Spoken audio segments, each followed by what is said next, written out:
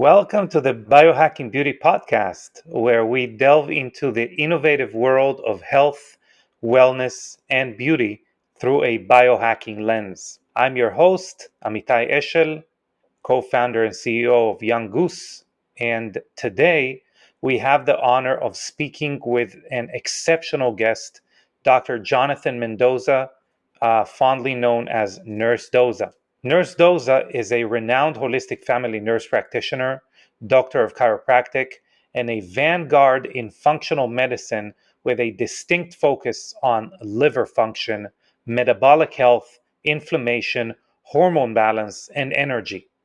Co-founder of the popular MSW nutrition supplement line and a passionate advocate for optimal liver health, Nurse Doza is a visionary who believes that the secret to overall wellness and longevity lies in the liver. Our conversation today promises to shed light on the intimate connection between the liver and skin health, unravel the mysteries of glutathione, the master antioxidant, and offer practical advice on effective liver maintenance for radiant skin health. It's an episode brimming with insightful takeaways. And before we dive in, I want to share a review from one of our valued Biohacking Beauty listeners, who goes by the handle Vitamin Guru. They write, "The Biohacking Beauty podcast is a treasure trove of information, always introducing me to new and exciting ways to look at health and skin. I've learned so much from these conversations. Thank you so much for making this content available." We're incredibly grateful for reviews like these. They help us reach and educate more people about the intricacies of biohacking and beauty. So, if you haven't done so already, we would greatly appreciate it if you could take a moment to leave a rating and review on Apple Podcasts or anywhere else you're listening to this podcast. Even a one-word review significantly helps get more people to listen to this podcast, and for us to help more people that will be interested. Now, without further ado, let's dive into our illuminating conversation with Nurse Doza. All right, John, aka Nurse Doza. Dude, super excited to have you on. I love having friends on the podcast. I feel like this is like my favorite episodes, obviously. Thank you. I consider you a friend as well. And you know, it's funny. I was thinking about this. We actually get to talk. Like normally when we see each other, we don't get to talk too much, right? Yeah.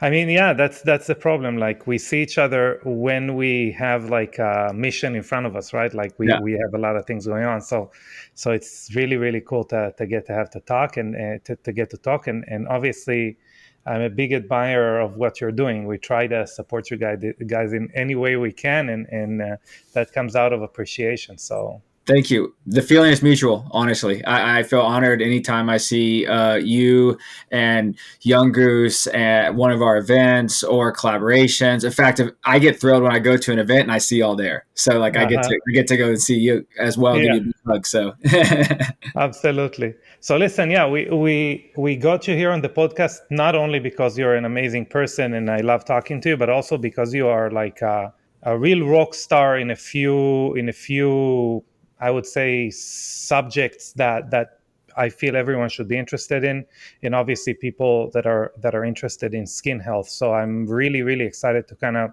dive into some of them, especially because I consider you like a pioneer of the liver revolution. You know, thank you. Yeah, and can you help us understand how liver health directly impacts like overall health and also skin health? Maybe we'll start there. We'll start with that. Perfect.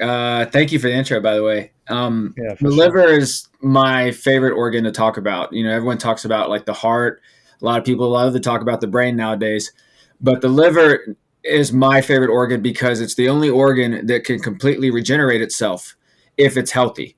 Mm-hmm. And, you know, just to throw some numbers out there quickly, 1 in 4 U.S. adults have a fatty liver, and they either know it or they don't, which is, you know, even scarier. But you imagine this is more than likely lifestyle induced because your liver will absorb every single thing that you consume in your life. And sometimes it stores it and sometimes it gets rid of it if it doesn't need it. So you make sure that your liver is healthy. And what I've noticed that the liver and the skin have a connection with is that if the liver is off in any way, I think the skin is off as well. Yeah, for sure. I think, the skin is an interesting organ. Yeah, it is the largest organ in the body, et cetera, et cetera, et cetera. But really, it is the organ that really reflects internal health. If something is off, the skin's not going to be prioritized, and the skin is going to look it. So definitely, I mean, taking care of something as important as the liver will kind of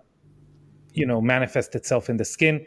And is that like, how do we know one of four of those? I bet that's like only what is documented. I bet if we really dived into everyone's cabinet, we could infer that probably 1 in 3, 1 in 2 have liver issues. I agree completely. This is what's happening recently because I'm still in practice, which I Mhm. love doing. I love seeing clients. I call them clients instead of patients because it's a Mhm. different mentality that comes with that, right? But Mhm. I have these clients that come in with fatty livers, and sometimes their doctors never talk to them about it. They were diagnosed with it. Sometimes they weren't diagnosed with it, even though it shows up on a scan.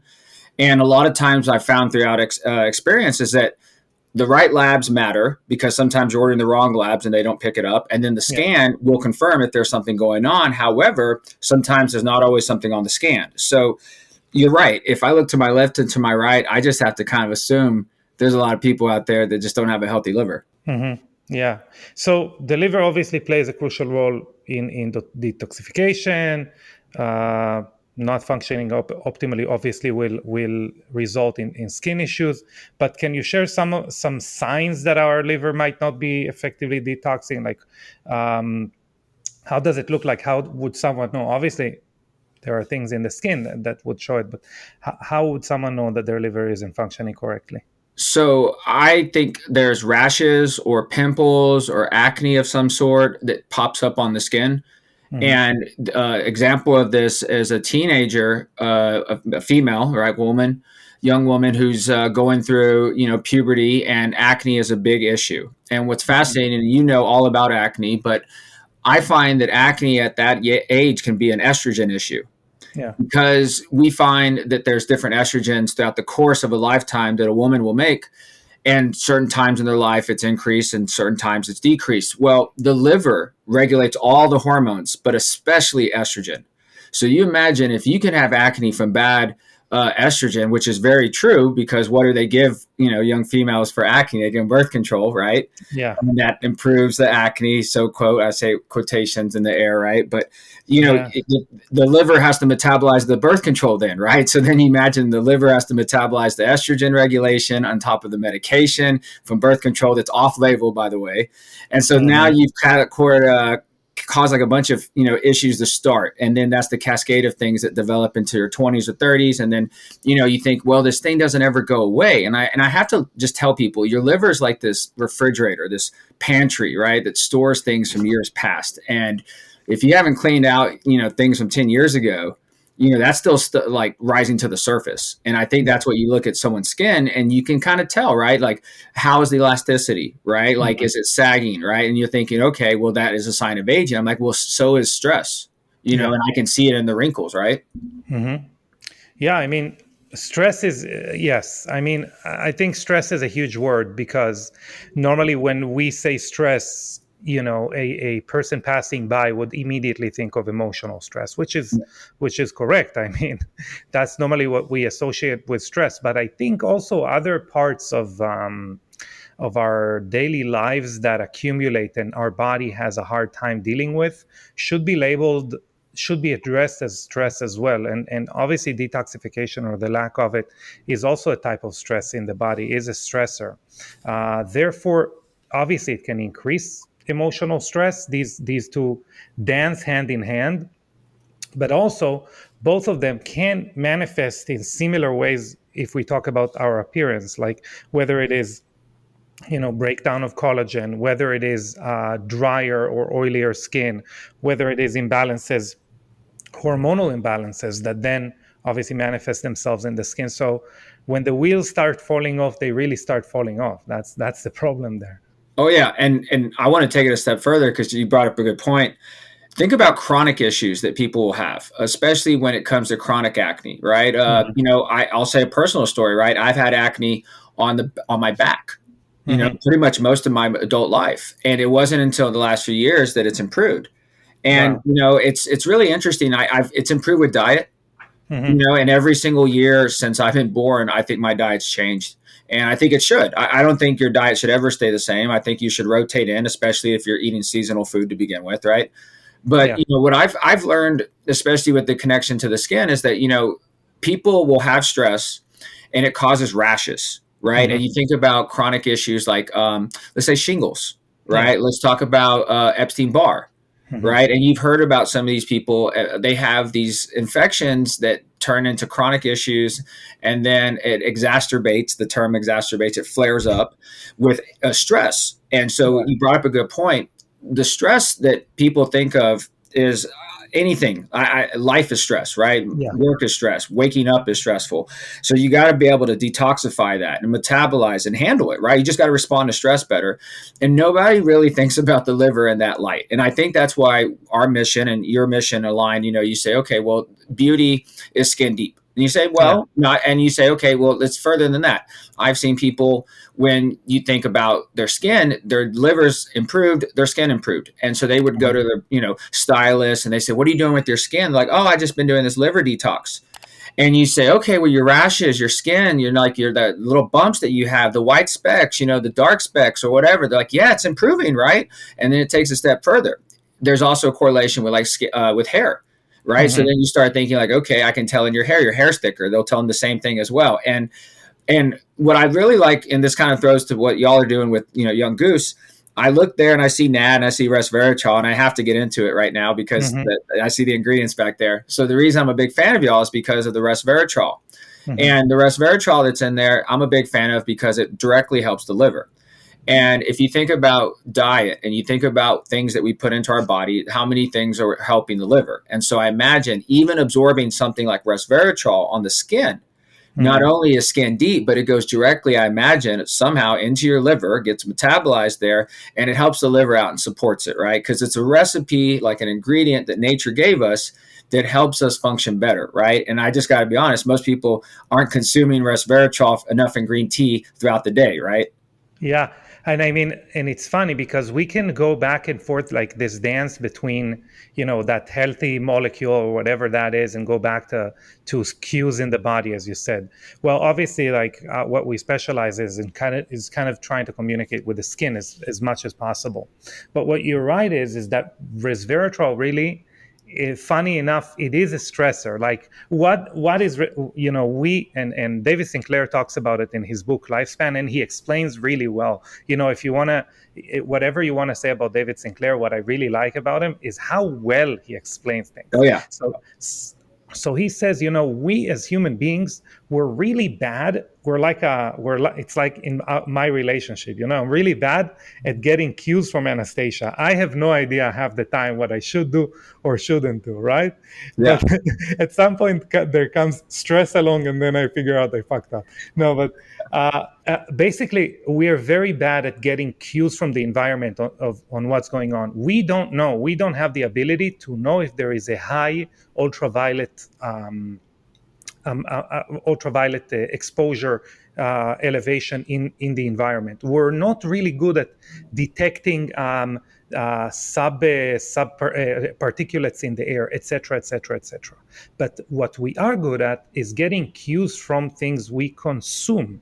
And actually, resveratrol is a defense mechanism in plants, and that defense mechanism, what it does, it basically, it is the defense mechanism against high UV, fungi, and a few other things, a few other parasites. So when we ingest a matter that has high resveratrol, our body's like, my environment is not great. I should really I should really detoxify much more. I should really ramp up my defense mechanisms. And we are hijacking it at Young Goose, and we can all, you guys are obviously hijacking it in IVs and other supplements that you guys are creating. So that's what's crazy about it, is that our body knows that it needs to detox very well, so we can Yo, actually kind of hijack those mechanisms. oh yeah, and funny you say hijack. I say that it's nature gave us everything that we've needed, Uh-huh. and we just have to realize it, right? And I think what I learned that more and more as I practice, how much more we need to be reliant on nature and our environment, because we are a product of our environment. So you imagine Yeah. the resveratrol aspect is one of the big things that's found in is cacao, right? There's Yeah. peanuts, right, which is Mhm. great. And so I think about those nutrients going into people, and nowadays people are allergic to peanuts nowadays, which is crazy, right? Like, so they can't Yeah. even digest them. So I used to think like, well, why can't they digest them? Is it the peanut or is it the person, right? And then I just go back and I look and I just say, but look at the ingredient itself. If you can take the ingredient out of there, right, all of a sudden you have something magical. And for the people who really like to nerd out, resveratrol is one of my true loves.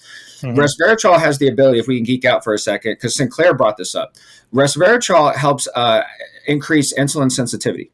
And when Mhm. you increase insulin sensitivity, you promote longevity. And that's Yeah. something that I think every biohacker could get behind, because if you're thinking about, well, how do you do that? There has to be a game plan, right? Like, you're just not throwing and spraying on the wall here. You're basically saying, okay, I think I have to go with it with a certain approach. Well, for me and my genetics, and I've checked this in labs, my liver doesn't work very well.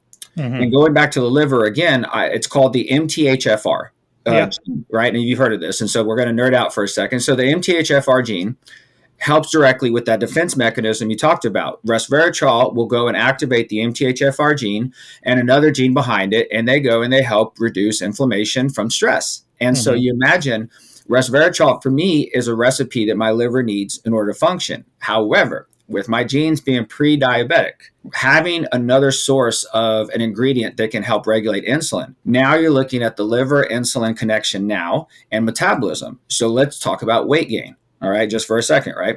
Now, could I make the case that you could lose weight by using resveratrol? Yes, you could, right? Mhm. Because if your insulin or blood sugar is off in any way, if you take resveratrol, you start helping support insulin sensitivity, right? Sinclair talked about this. And then from there, you're naturally going to help support healthy metabolism, right? And Mhm. that's where inflammation decreases, and that's where people can lose weight. And Yeah. so, what's really fascinating about resveratrol is that I know everyone's getting behind, the peptide idea of like, okay, I got to get Yeah. my peptides in because that's the only way I'm going to lose weight. Well, the resveratrol does the same approach. And I will make the case too, because I would love to have this talk with Sinclair. I'm a bigger fan of resveratrol than I am of metformin. Mhm. And the reason why is because metformin is a medication, and like any other medication, it causes nutritional deficiencies. Yeah. Now, just to take it a step further, resveratrol won't cause a nutritional deficiency, right? And so then I say, okay, if resveratrol and metformin and even NAD Mhm. are there in combination, because I know that's what he promotes, a lot of times what they're doing is they're trying to activate genes and enzymes surrounding something called the mitochondria, Yeah. which insulin regulation directly affects the mitochondria. So if it goes back to longevity and you say, okay, I'm not pre-diabetic, I've got that under control, but I want to live to 100. I want to live to 120, right? I'm taking my Young Goose, I'm taking resveratrol, on top of it. We have a resveratrol that I take orally, so I'm getting a double. Yeah. I'm taking y'all's resveratrol orally, and then I take a pill. And so what I'm doing is I'm trying to get as much resveratrol into my liver as possible, because then it helps support my genes that help me Mhm. support function, right? That's what I'm looking at here. So when I start functioning better, people approach me and say, "Oh, your skin looks great. What are you doing?" And I'm like, "Oh, well, I'm applying this Young Goose stuff." That's the first thing I think about. I'm doing this Young Goose stuff. It has resveratrol in it. It has NAD in it. It's helping rejuvenate my skin, but I know it's also helping things like my liver. And so, like, it all kind of goes back to my approach. And I tell people this same deal too. If I have the ingredients, it's up to my body now to know what to do with it. Well, the body Mhm. can do incredible things if you just kind of stay out of its way. Yeah. Yeah. 100%. I mean, And I do want to, piggyback on it. I believe there is something to take out of it. Why? Okay. Because resveratrol is this amazing molecule. We talked about its interaction with different genes such as sirtuins, etc. We talked about its interaction with the mitochondria and how it helps create energy. We talked about its interaction with the liver. But this is an approach that we can take also with other molecules that are also extremely important. And something that I really wanted to bring up, for example, is glutathione, which is that Yes. master antioxidant in the body. So just to give an example, we are also the same way that we want to interact with different genes. By using resveratrol, we also want to interact with NRF2, which is NRF2, which is this pathway that ramps up glutathione and detoxification. So we do it, for example, with moringin, which is from moringa. I really would like you to maybe start by explaining what is glutathione, this master antioxidant of the body, and maybe we'll go from there. Perfect. Thank you. This is my first love, glutathione. I love talking about this, so I feel honored. Glutathione is the master antioxidant. So people have, for years, who have taken supplements know about antioxidants. They know that they reduce things like inflammation in the body, and they know that maybe that the liver and other organs will make antioxidants. And so you Mm-hmm. imagine when I first started studying glutathione, what I found out was it's a peptide. It's three peptides. And it's a Mm-hmm. combination of amino acids that form this peptide called glutathione, and the liver and the brain make the most of it. However, the liver makes a ton, and the liver makes enough glutathione to reduce almost anything when it comes to reactive oxidative species, free radical production, any type of just the byproduct of metabolism, right? By Mm-hmm. chemistry standards, you're going to have an action and a reaction. So you're going to make ATP, and then by default, you're going to make some free radicals. Well, the Yeah. glutathione, right, that we make from the liver is always supposed to be there to get rid of the free radicals, detoxify them from the body. That way they don't harm any of our cells. Yeah. And that's just the most simple way to put about it. So what I found was that throughout lab work and talking with people and just looking at how like supplements work, some people don't make glutathione. And so Mm. if you think about how important this is and how important supplementation is with the right nutrients is, then think about this. So if you were to go look in PubMed, where I get most of my research, most of these articles will talk about glutathione deficiency, and they relate it to things like fatty liver disease. They relate it to things like dementia and cognitive disorders, right? And so you imagine that with a lot of diseases, almost you can make the case every disease is going to have free radicals, right? Yep. Production some way, which means they're going to have some kind of cellular damage at some point, which means every single disease that you can imagine is going to need glutathione to be produced from the liver and probably the brain now, right? And Yeah. so what I found is that just taking oral glutathione is not enough, and it's not going to help restore your own production. And you know this too. And what I found too from just my methods, my background is I've given IV glutathione. I've given it for years to people. I give it to myself all the time. The thing is, I want my body to make it on its own, Yeah. right? And so what I imagine this, if you take one thing away from it, don't just take glutathione because it's that incredible, because it is. Mm-hmm. Try to get your body to make it on its own, right? And the liver needs a recipe in order to do that. So, like, to kind of break it back down, glutathione is a goal for longevity, right up there with insulin sensitivity, right up there with, maybe taking care of your gut, getting good sleep, eating a healthy diet, movement, etc.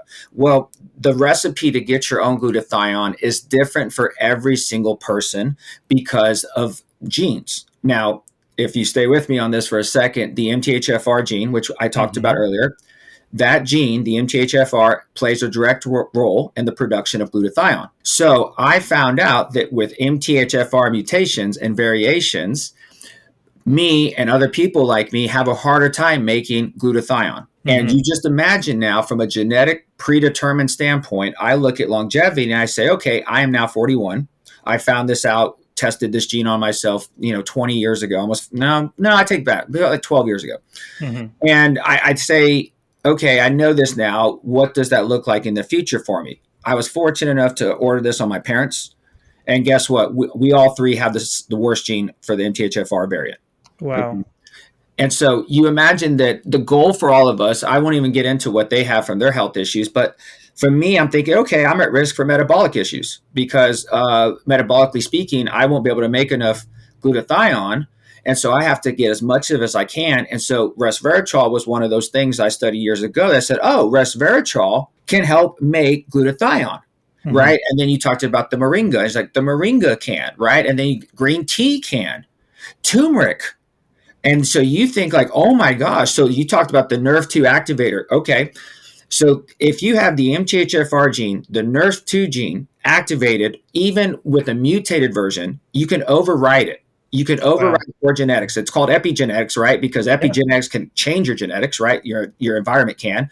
Yeah. Well, but you can take your environment, like you said, you're going to hijack the resveratrol and the moringa, and you're going to take that and say, okay, well, here's my genetics, but I got a secret weapon. I got a tool now that I can still function at a higher level. And so I think that's the true definition of what biohacking should be, is that it's a higher performance, right? That's what we're looking at. And so without resveratrol, without me activating or overriding my MTHFR gene, it's hard for me to function. And I've learned this now in practice for 12 years. So instead of just taking glutathione on a daily basis, I'll say like, okay, let me get something like our liver love, which makes glutathione on its own. And then I take that daily. And then I'm like, okay, cool. Now I kind of have a foundation. Yeah.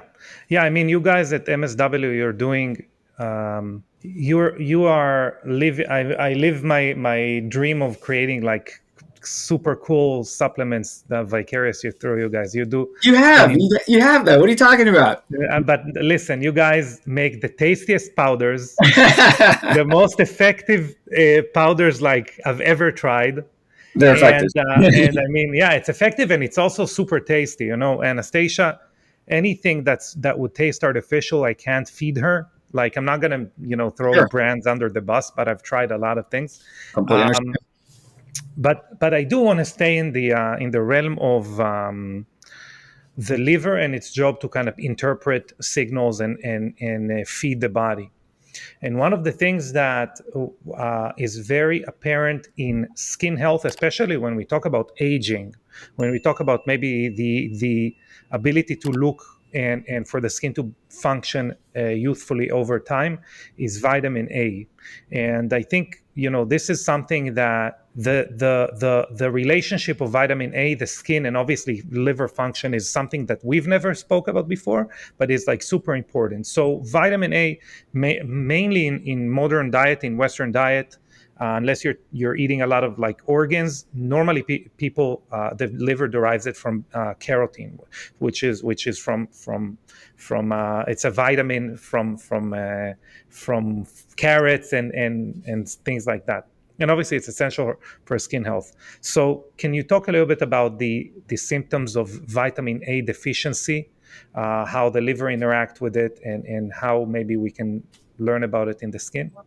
Yeah, I'll tell you exactly. Vitamin A deficiency looks like me right now with these glasses on. Because I didn't eat carrots growing up, right? And I'll be honest with you, I haven't eaten vegetables pretty much my whole life. I do eat them still, but I don't like kale. I'm not going to eat 20 bags of spinach. But the carrots thing is interesting because they do say that with vitamin A deficiency, you do have skin issues, you have eye issues, you might have, hair and nail issues as well. And it's a very common deficiency. It really, really is. And it's actually one of those things that you kind of wonder why, right? As we say, is it the carrots we're not eating enough? Is it we're not metabolizing it correctly, right? And I go even deeper. I say, well, where is it being metabolized, right? So you're right. We have to take food from our environment, maybe, food products and from, seeds and even like, plants, and you take them and you metabolize them in the liver. Well, the liver will metabolize carotene, like you mentioned, right, from the carrots, and it metabolizes it and converts it into the vitamin A. Yeah. And so you imagine the liver has to be healthy in order to do that, right? And my MTHFR kind of unhealthy or by genetic liver probably never had a chance, right? Like, and I'm just like, gosh, that's why at age 6, I was not eating my carrots, right? I knew better.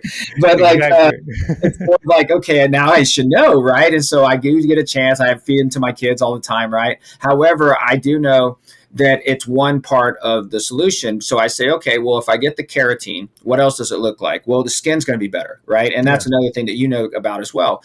So imagine if you're saying, well, I'm taking all this carotene, And, I would make the case to say, how they say if you take too much vitamin A, you could turn, orange. I would Hmm. make the case that it's a malfunction with the liver conversion of the Uh-huh. carotene, and that it's probably, the same thing you would happen with, like, say, testosterone, and getting too much testosterone, and it converts to DHT, which can thin your Yeah. hair, right? Hmm. And so, like, if you see here, what I love about skin care is that it tells me a lot. Like, you talk to certain practitioners out there, they'll say, I can tell a lot by the eyes. I can tell a lot by the skin. I can tell a Yeah. lot by the posture as well, right? From people. So when I look at someone's skin, it's not that they're not taking care of it, because I see the effort that it takes in people. Like, I honestly do. You just have to understand that your body is this machine that holds on to every single stressor it's ever had. And that includes virus infections when you were younger. That includes the bad fast food you had the other night. It just, the bad decision you had when you're 21, like, it's all still there. And if your All body, the it, all the pizza slices. yes, yes, yes. Every single, because I was drinking sodas probably up to about 12 years ago. Uh-huh. Let's be honest, right? Alcohol 13, 14 years ago. So, like I said, there's no judgment here for anyone. But Yeah. what I tell people is that you can read a lot from people by just the way they look, right? And you hate to say this, but then you can see it in their skin, and their face, and their eyes, and their hair. You can see in their eyebrows when they start thinning out, or like, you can see my gray hairs coming up. I've even heard that gray hairs are like a deficiency of zeaxanthin or something, or lutein, or some Yeah. kind. Yeah. So I know I'm also deficient in copper. Like, if you want to Mm. just mention labs. So when it comes to most of the issues with skin, I used to go look at nutrient deficiencies, right? And there's a lot of hair mineral analysis tests that you can look at, and just assume that you're deficient. Yeah. I mean, that's what I'm saying. Like, if you're deficient in vitamin A, you're probably deficient in copper. You're probably deficient in vitamin D. You're probably deficient in B vitamins. Let's be honest, right? So then Yeah. I say, okay, guess what? Not only does the liver need vitamin A, right, because it's going to send vitamin A to the eyes and to the skin, Yeah. but then you got to imagine it can store it, because it's a fat soluble vitamin. Yep. Okay, where's it going to store it? It's going to store it in the liver, be used for later use, or you'll store a bunch of it in the eyes. And then if it's healthy, carotene that got converted into healthy A, hopefully you're storing that. Hopefully it's not GMO, carrots that you're storing Yeah. in the eyes. Who knows? Or out of the skin. To be honest, I think well, I agree with everything that you're saying. I think most of what we are looking at is just obviously the freshness of food. Modern agriculture, we're getting less of the vitamins, but I think also you have to address the fact that we're not eating organ meat. There is a bunch of archaeological studies showing a lot of teeth mark, like canine teeth marks on muscle, on skeletal muscle and skeletal bones Yep. that were found at the side of the cave. And why is that? It's because when we evolved, really the prize of the animal was the organ meat, and these are the most nutrient dense parts of the animal. And in general, in the flora and fauna and all around the world, it's those organ meats, even to the extent that we can sustain ourselves only with organ meat. So I think that comes from that we really don't need it. Like, I mean, we really have no ability to consume enough. And obviously then we talk about the fact that there is not enough vitamins in carrots and everything else that we need to eat. So I think it all comes from the same place. But Yeah, it I, does. And if I could piggyback on that real quick. So yeah, I learned a long time ago that everyone's deficient in nutrients, right? And yeah, if you look at it, it is vital. And so you go back to organ meat. I'm glad you brought this up, because I was going to talk about this. So the liver itself, just consuming liver organ meat as a supplement, I highly recommend. So for the carnivore diets out there, I'm a big fan of the idea that organ meat is going to help replenish you, right? yeah. Because if you eat the liver, you're getting the nutrients out of there, right? Like vitamin B9, for example, Mhm. I think more than half of it is stored in the liver, right? And so it's really important that you eat that. I'm a big fan of bovine adrenal gland, right? We have Yeah. that in one of our supplements called Zen. Hmm. So like I really believe that can be beneficial, and just assume that you're nutrient deficient, right? The idea is just which one do you need more of, right? And Yeah. then I would say you got to supplement with that more likely, right? Yeah. Yeah. So actually, I have an interesting question. Obviously, so MSW Nutrition, which is the brand that you co-founded, and that's the brand I was referring to before. That's the tastiest powders I've ever had.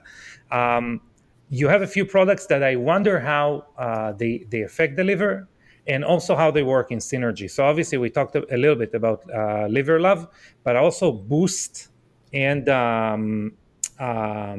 Bliss. Bliss. Yeah, I wonder how these three, what's in them? You did mention it a little bit. What's in them that really improves liver function and overall health? This is a great question. Every single supplement that we have created is geared towards supporting the liver. Yeah. And I think if you talk about intentions, Young Goose has an intention, right? Every good company that is out there to help the world has a good intention, right? Our intention is say we're supporting the liver. So Hmm. Boost and Bliss and Liver Love all help support the liver. And what's great about it is they all do it in their own way. They Hmm. can all be taken in a combination of some sort to help do it. So, for example, my MTHFR issue, I would go with either Liver Love or Bliss, solely with the idea that both Liver Love and our Bliss have ingredients in there that support the MTHFR gene. And in fact, the Bliss, which has our SAMe, which is SAMe, like little e, Yeah. that is one of the biggest, if not the biggest, methyl donor for the MTHFR gene.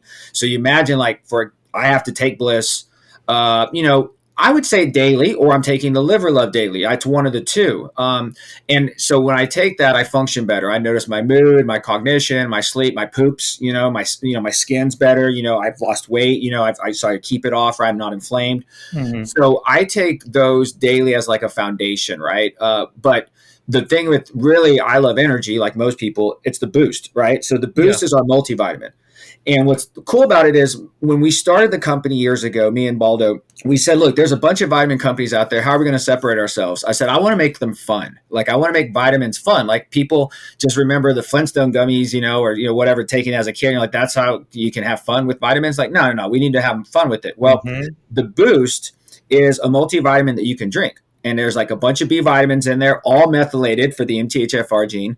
And there's even glutathione in our boost. There's S-acetylglutathione. So you talk about absorbing it orally. Yeah, there's a little bit of it in there in case you want a daily multivitamin with natural green tea, whole coffee fruit extract, and green tea extract caffeine.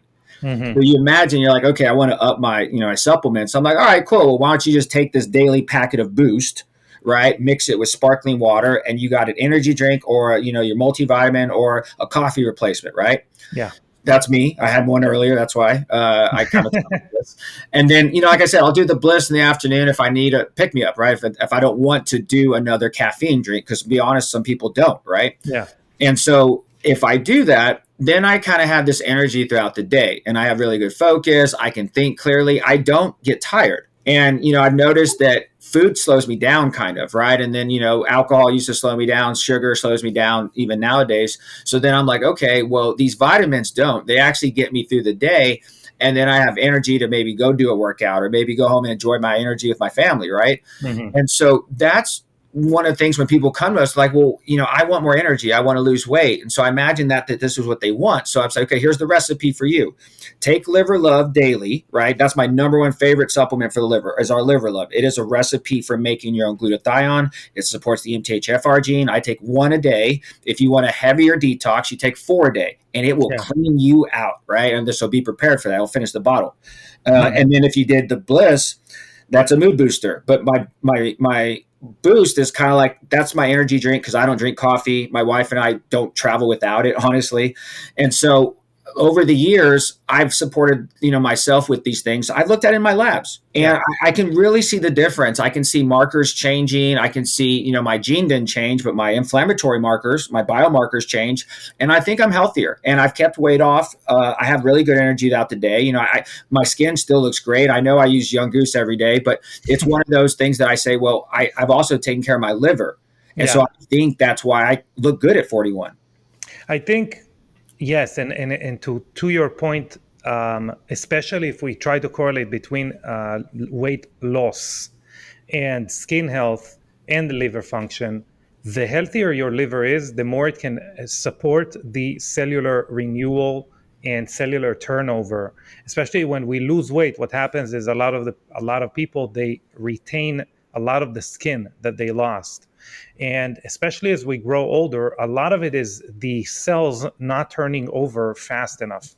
And by supporting our liver, the liver can then, obviously, create more glutathione, create more, or store more vitamin A from the food, which then is going to be used in order to turn over cells. So a lot of the people that are kind of preparing for weight loss or are intending on weight loss, they should really, really, really emphasize good liver function.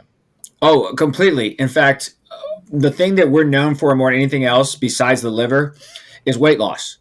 And if you're talking weight loss, we can help people keep the weight off. Because me personally, I'll just say this now, I've lost 45 pounds over the last 20 years and I've kept it off. Wow. Wow. So my liver, like I said, when I was 21 was not healthy. Mm-hmm. And most people, when they think about gaining weight, I tell them that they're inflamed. And they kind of they get it, right? They're like, yeah, I know I'm inflamed. And I'm like, well, you're probably storing a bunch of things that don't belong in your body. Most likely you're storing them in your liver, you're storing them in your fat cells, maybe even your skin, right? There's a little fat under skin, right? So you're probably storing them subcutaneously. And the liver is going to get rid of all that stuff, but your sleep is probably the most effective way to detox. Yeah. And so, like with the organ of the skin, whatever is coming in to the body is going through the skin, and it's also leaving through the skin, right? So, it's a barrier, almost like the digestive tract, right? They're just security walls, right? But then you have to imagine there's an absorption process. You take things in, you filter things out. And so with weight loss, they hold on to things that shouldn't be there. And they're eating way too much at times when they're actually not hungry. So then you imagine, well, of course you're going to gain weight. You're going to store a bunch of fast food in your fat cells, and then they just get bigger. And then, of course, when you lose weight, guess what? Your fat cells don't get less inflamed. That's the problem, right? You're like, well, I stopped eating. I'm doing this little, fasting diet, intermittent fasting. I'm like, okay, of course, you're doing that. However, when you're consuming that food, and I'll just kind of pick on like the meat eaters, I don't think it's good to eat a bunch of hamburger patties every day as your diet, right? Like if you just do hamburger patties all day, your liver has to digest all that and has to store all that, right? And if it doesn't have room because it's fat, it's fatty, you're going to gain weight. So imagine, give it a break. One, try to eat healthier foods and healthier fats. Keep in mind, you can easily do that. You know what to eat.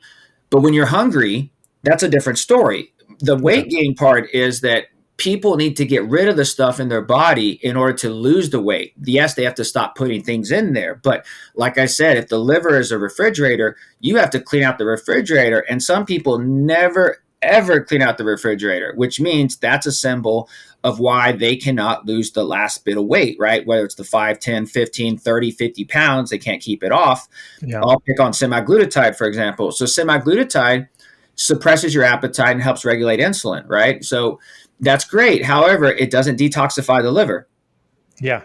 So it acts specifically on the glucose utilizing part of the cell. So basically, it's called GLP-1 agonist. It's glucagon-like peptide-1 agonist. So the problem is we're bypassing a lot of the natural mechanisms, and not to pick on. I mean, if you are diabetic, if you need, if GLP-1 agonists, Wegovy or whatever the new one is, semaglutide is up your alley. Great, go do that. But you are not.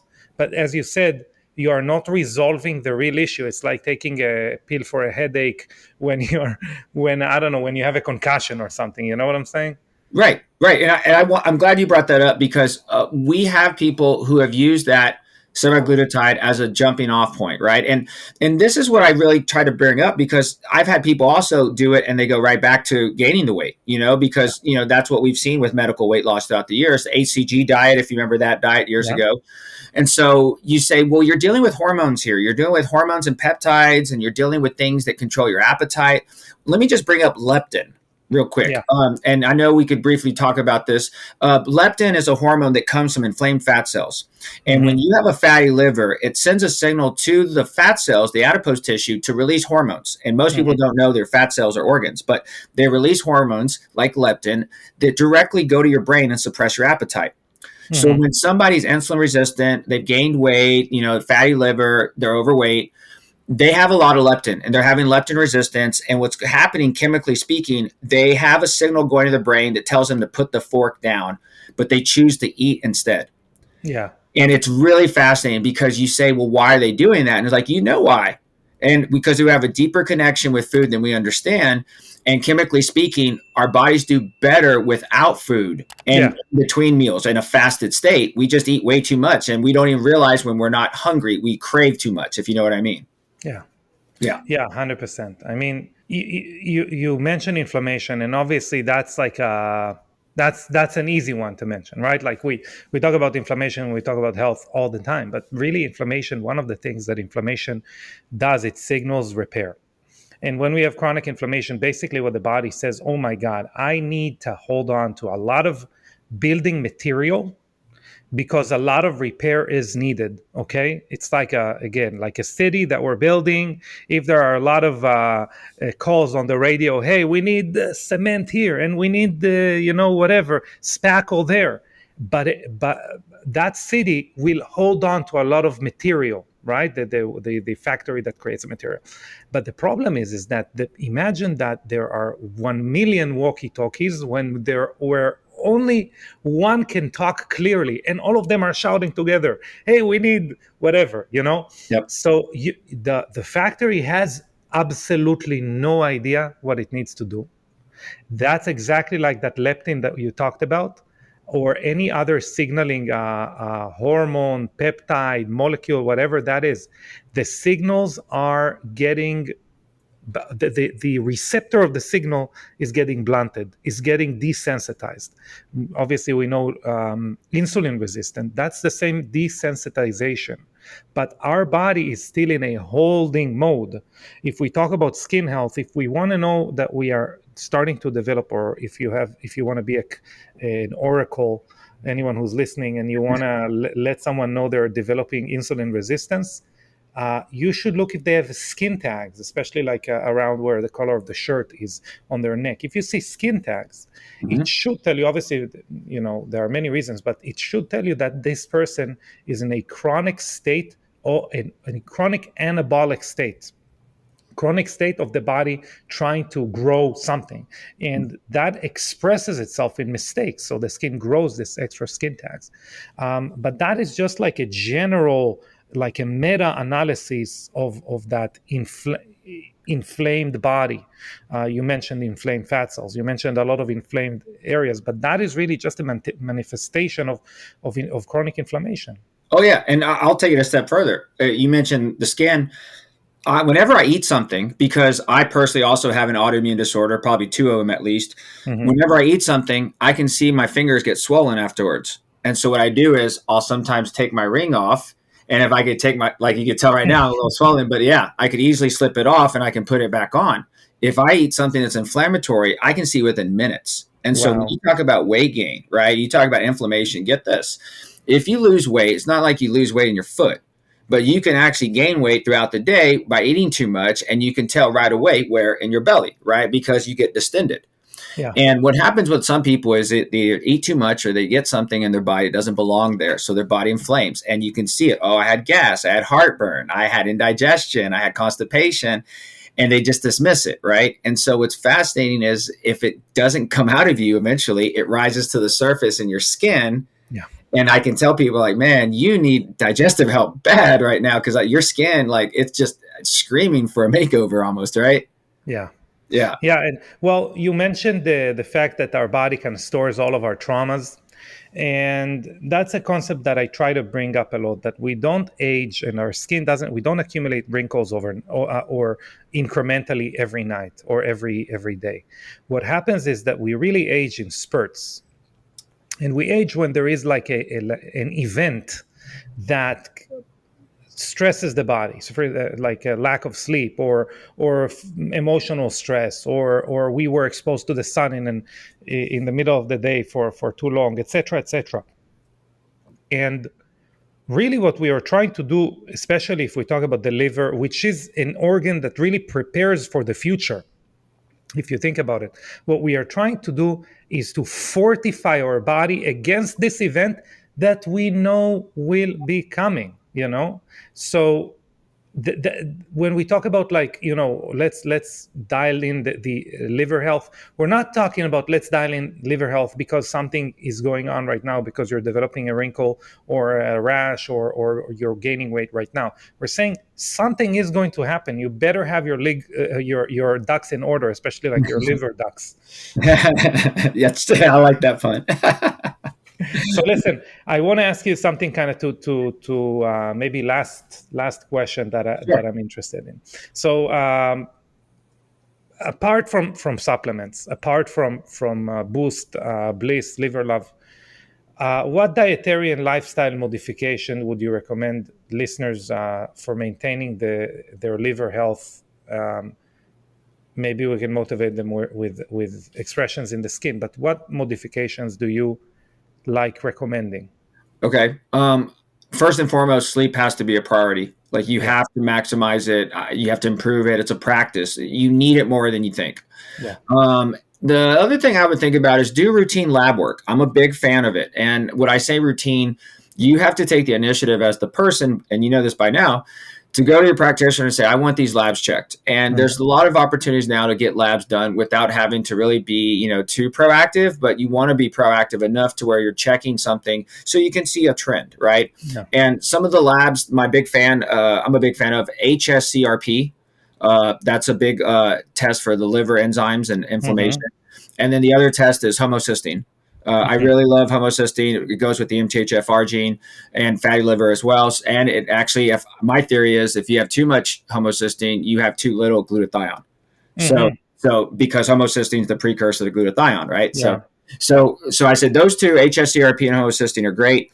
And then, whatever lifestyle modifications you decide to do, whether it's you cut out, processed, food, TV, processed friends, processed media, processed artificial light, like think about it, right? Like anything that you do over the next couple of months, maybe to years, will be a process. It's not a sprint, it's a marathon, right? So what I tell people is just prepare for you to see this for the long term, and you'll be better off for it in the long run. Yeah, for sure. Well, listen, John, this is what can I tell you? This is super enlightening, and I believe we can go for like the next 5 hours and go into every sentence that you said should be a podcast. So we'll for sure have to have you on again and zero in on some things. But do me a favor before we wrap this up. Everything's going to be in the show notes, but how do people get access to the to MSW supplements? And if they're in Austin, how can they access you? And also, where are you online? Because that's where you're really famous. So You're too kind. Thank you. Online, Nurse Doza, YouTube and TikTok is our biggest channels. We have a podcast called the School of Doza Podcast, which is education all the way. For the vitamins, go to I Do Vitamins, as in I myself, idovitamins.com. And mhm. for the Young Goose listeners, use Young Goose for a discount, 10% off on anything you Cool, want out there. Yeah. cool. And where are you guys located in Austin? Oh yeah, we're just west of downtown, a couple of miles just west. It's called MSW Health Lounge. We might be changing the name in the future by the time this comes out. So just look for either MSW or Nurse Doza when you're in Austin. Yeah, and you can always write to them. They're very nice. So, Yeah. and I was there. It's a very cool facility, and obviously, if I don't know when people are listening to it, but your conference is one of the best. How do you health? So, if anyone is in the Austin area or not, if they want to fly to Austin and have a good time and learn about health, look for How Do You Health conference. Thank you so much, and thank you for always being a part of it. We really Yeah, appreciate and it. don't, don't you worry. Anyone who's listening to this podcast, they're gonna know about it before. If you follow our social media, for sure, we're gonna let everyone know. Anyway, thank you very much, the great Nurse Doza. That was a great podcast, and We'll meet again, my friend. Thank you, Amitay. I appreciate it, buddy. You take care. Yes, sir. Wow. That was definitely an enlightening conversation with Nurse Doza. Really, the intricate connection between our liver health and skin quality is profound, and I think we only scratched the surface here, but I think it will give everyone a lot of information to digest. There's no doubt that our listeners will be able to leverage the knowledge gained today to enhance their health, obviously, and skin health and beauty routines in general significantly. Before we conclude today's episode, let's shift gears and answer some listener questions. So, our first question um, is from a person called Skincare Fanatic 123, who asks, "Is it true that drinking lots of water can lead to better skin health?" Which is a great question. So, hydration is needed for maintaining skin health for sure. Water helps maintain skin moisture, deliver essential nutrients to skin cells, and detoxify skin impurities. It can improve your skin's elasticity and even combat skin disorders like psoriasis, eczema, but overall aging as well. It's very important, basically, to hydrate, obviously, to have an effective overall strategy for maintaining and improving skin health. So, yeah, the second question is from Biohacker Joe, um, who wonders if exercise can improve skin health, or what is the relationship between exercise and skin health. And indeed, it can help, Biohacker Joe, because regular exercise can improve your circulation, help reduce inflammation, again, help with lymphatic drainage. As we say all the time, the lymph nodes have no pump like the heart, and potentially improve acne by reducing stress and promoting better sleep. It's another crucial component, obviously, of a holistic health and skincare routine.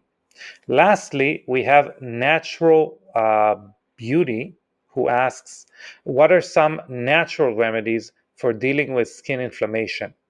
Which is a great question. There are many, but some include eating anti-inflammatory foods. Obviously, we had Dr. Shivani Gupta on the podcast recently that we talked a lot about turmeric and Ayurvedic medicine, but also like berries, fatty fish, broccoli, applying a cool compress on inflamed skin, or obviously using Young Goose products such as BioBarrier and green tea phyto serum, and our adaptogenic cleanser. They're all very good products to combat skin inflammation. Also, Care, since it has NAD precursors, and NAD is important for any repair process in the body. Remember, if you so that was the full answer. But I do want you to remember that if you would like your question to be answered on the podcast, leave your question in a review on Apple Podcasts or anywhere else you're listening to this podcast, and we will be sure to answer it in an upcoming interview. In any case, thank you once again for joining us on this journey of discovery. We hope that you found today's episode enlightening and useful.